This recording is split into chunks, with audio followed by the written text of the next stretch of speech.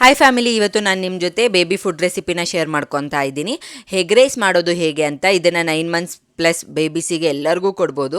ಒಂದು ಪ್ಯಾನಿಗೆ ಸ್ವಲ್ಪ ಗೀ ಹಾಕ್ಕೊಂಡು ಅದಕ್ಕೆ ನಾನಿಲ್ಲಿ ಚಿಕ್ಕ ಚಿಕ್ಕದಾಗೆ ಕಟ್ ಮಾಡ್ಕೊಂಡಿರೋ ಆನಿಯನ್ನು ಟೊಮ್ಯಾಟೊ ಹಾಕ್ಕೊತಾ ಇದ್ದೀನಿ. ಇಲ್ಲಿ ನಾನು ಶುಂಠಿ ಬೆಳ್ಳುಳ್ಳಿ ಪೇಸ್ಟ್ ಕೂಡ ಹಾಕ್ಕೊತಾ ಇದ್ದೀನಿ. ಸ್ವಲ್ಪ ಪೆಪ್ಪರ್ ಪೌಡರು, ಅರಿಶಿನ ಪುಡಿ ಹಾಕ್ಬಿಟ್ಟು ಚೆನ್ನಾಗಿ ಅದನ್ನು ಫ್ರೈ ಮಾಡೋಣ. 9 ಮಂತ್ಸ್ ಇದ್ದರೆ ನೀವು ಗರಂ ಮಸಾಲಾನ ಸ್ಕಿಪ್ ಮಾಡ್ಬೋದು. ನಮ್ಮ ಬುಜ್ಜಿ ಬೇಬಿಗೆ ಇವಾಗ ಆಲ್ಮೋಸ್ಟ್ 11 ಮಂತ್ಸ್ ಕಂಪ್ಲೀಟ್ ಆಗೋಗಿದೆ, ಹಾಗಾಗಿ ನಾನು ಸ್ವಲ್ಪ ಹಾಕಿದ್ದೀನಿ. ಆ್ಯಂಡ್ ಇಲ್ಲಿ ಒಂದು ಎಗ್ನ ನಾನು ಒಡೆದ್ಬಿಟ್ಟು ಆ ಮಸಾಲ ಜೊತೆಗೆ ಫಸ್ಟು ಚೆನ್ನಾಗಿ ಮಿಕ್ಸ್ ಮಾಡಿ ಬಿಟ್ಬಿಡೋಣ. ಒಂದು ಹಾಫ್ ಬೆಂದಮೇಲೆ ಮತ್ತೆ ಚೆನ್ನಾಗಿ ಮಿಕ್ಸ್ ಮಾಡಿಬಿಟ್ಟು ಇಲ್ಲಿ ನಾನು ಆಲ್ರೆಡಿ ರೈಸ್ನ ಫುಲ್ಲು ಮೆತ್ತಗೆ ಕುಕ್ ಮಾಡಿಬಿಟ್ಟು ಸ್ಮ್ಯಾಶ್ ಮಾಡಿ ಇಟ್ಕೊಂಡಿದ್ದೀನಿ. ಆ ರೈಸ್ನ ಹಾಕಿ ಅದ್ರ ಜೊತೆಗೆ ಬೇಕಾದರೆ ಸ್ವಲ್ಪ ಕೊತ್ತಂಬರಿ ಸೊಪ್ಪು ಹಾಕಿದ್ರೂ ತುಂಬ ಚೆನ್ನಾಗಿ ಟೇಸ್ಟಿಯಾಗಿರುತ್ತೆ. ಮಕ್ಕಳು ತುಂಬ ಇಷ್ಟಪಟ್ಟು ತಿಂತಾರೆ.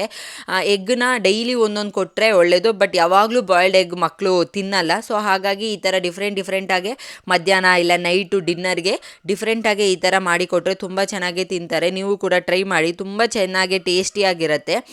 ಇದೇ ಥರ ತುಂಬ ಫುಡ್ ರೆಸಿಪಿ ನನ್ನ ಪೇಜಲ್ಲಿ ಇದೆ. ನಿಮಗೆ ಇಷ್ಟ ಆದರೆ ಹಾಗೆ ಫಾಲೋ ಮಾಡ್ಕೊಳ್ಳಿ. Thank you so much for watching.